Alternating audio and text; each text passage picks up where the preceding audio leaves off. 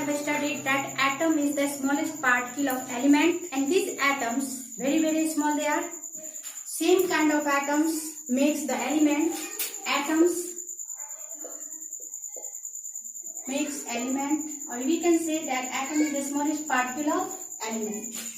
And two or more than two elements combined together in a fixed ratio by mass, then it is making the compound.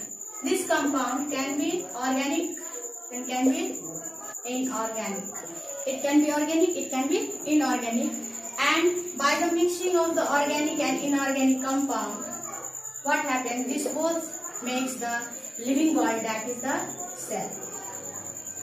In this chapter, we are going to discuss that how this matter is useful in our daily life for the human body, for their health, for everything. All we will discuss. And first we will discuss about how these metals are reactive and where they are present. In the periodic table, about 118 elements are present, and these elements are divided into three according to conduction of electricity and heat, that is metals, non-metals and metalloids.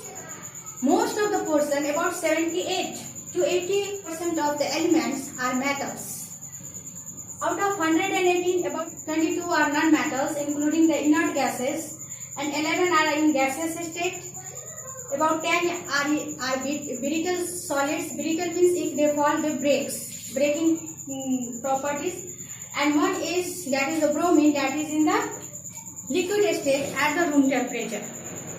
Metalloids, here some elements which is obliquely present in the P block of the periodic table. P block of the periodic table.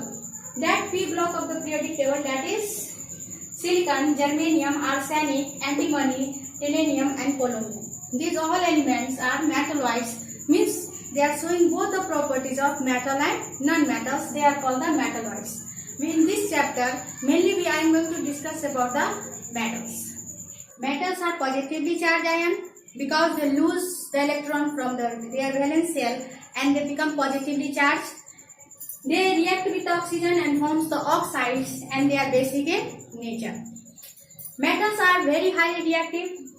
Most of the metals are highly reactive. They react with the oxygen, and in the nature they are present in the form of ores. Few metals are non-reactive with the oxygen, with the water and even with the acid, and such type of elements are found freely in the nature. From the ancient time, the peoples are using the metals in the forms of utensils, pots. They are making the pots, utensils, weapons and coins. Iron is present in our blood, helps to carry the oxygen, and magnesium is present in the chlorophyll, which is absorbing the sunlight and helps the plant for the photosynthesis to prepare their own food. And zinc is present in our body and it gives us the sense of smell. In the absence of zinc, we are not getting the sensation of smell. So now next, reactivity of metal. If any metal lose electrons very easily, then it is reactive metals.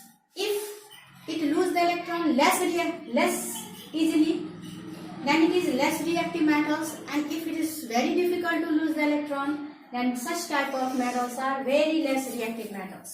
The active studies is given that potassium is more reactive than sodium, sodium is more reactive than calcium, and this studies is given here. So this is active studies. Now it depends that on what things the reactivity is depending. So when we move there in the periodic table, there is group and periods. Groups, vertical columns are called the group. In this group, as we move from up to down, what happens? The atomic size increases. Atomic size increases. When the atomic size increases, the effect of the nucleus on the outermost valence shell becomes lesser, due to which it can easily lose the electrons. So as we move from top to bottom, you can say, or up to down in a group, the reactivity of the metal increases. As we move from left to right in a period, then what happens? In the period, when we move from left to right, the atomic size decreases. Why? Because the number of cell is same, but the nucleus, the number of proton is increasing, due to which the nuclear power increases, and it holds the electron more tightly, due to which the atomic size becomes less. The atomic size becomes less, that's why it cannot easily lose the electron as the size is decreasing. So here the reactivity of the metals decreases when we move left to right in a period. What decreases? Reactivity decreases. But in the group, reactivity increases.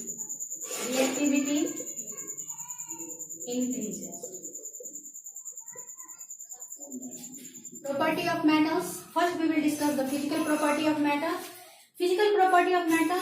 First, the physical state. Generally, most of the metal, you can say, are in solid state at room temperature, but some of like mercury and gallium are in liquid state at room temperature. Hardness, mostly all the metals are hard and strong. Sodium, potassium like metals are very soft. It is so soft that it can be cut with a knife like the paneer. And Mg and Au, magnesium and golds, are not very hard. It is not very soft, not very hard. Density, mostly the metals are having high density. Sodium, potassium, calcium have low density, are low density metals. Luxure means shining. The metals, they give a brilliant shine at wherever they are cut, they are very brilliantly shining. Sodium and potassium shine, but for a very short time they are shining.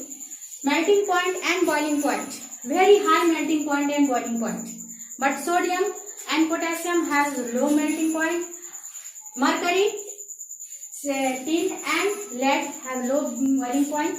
Malleability means that beaten into sheet. If it is beaten with a hammer, if it is struck with a hammer, it becomes like a sheet. And this is the metals can be beaten into sheet, but this property is more in the gold. The gold can be beaten when gold can be beaten, and it can become as thin that 0.001 mm. That much thin sheet of gold can be made. Ag and U are highly malleable. Zinc, arsenic, tin, bismuth, these are less malleable. Ductility, silver, tungsten, very fine. Ductility means it can be drawn into wire. They can be made into wire, and this property in the silver and tungsten is very high. They can be made very, very thin wire that it cannot be visible. That much thin it can be made. The tensile strength. The metals have a very good tensile strength except the sodium, potassium and mercury. Brittleness. This brittleness, they are hard but not brittle. Metals does not break when it fall down. So it is hard but not brittle. But zinc at the room temperature, it is showing brittle. It falls and then it breaks. Conductivity of the metal. Conductivity, already we know that metals are good conductor of heat and electricity. So here Ag and Cu are good conductor. Bismuth is poor conductor of electricity. Sonority gives, that is the ringing sound. When we strike the metal, it gives a ringing sound, tin tin tin tin. That ringing sound, that it is the property of metal, but that when it is struck, then it is giving the ringing sound. Atomicity, most of the metals, generally the metals are monoatomic. They are having only one atom in one molecule. That is the atomicity, so they are monoatomic.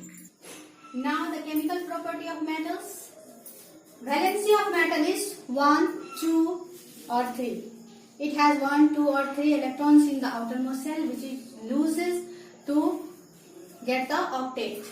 Metals like the sodium and potassium react very fastly with oxygen at the room temperature and form their respective oxides like sodium oxide and potassium oxide. On heating, the metals like the magnesium, aluminium, zinc, iron, lead, copper, mercury, they are giving their respective oxide. Some reactions are written here. That Mg, when react with oxygen, it gives MgO, magnesium oxide. Aluminium react with oxygen to give aluminium oxide, and copper react with oxygen to give the copper oxide. Generally, the metals are not reacting with the hydrogen, but some of the metal like the sodium and potassium react with the hydrogen to give the respective halides.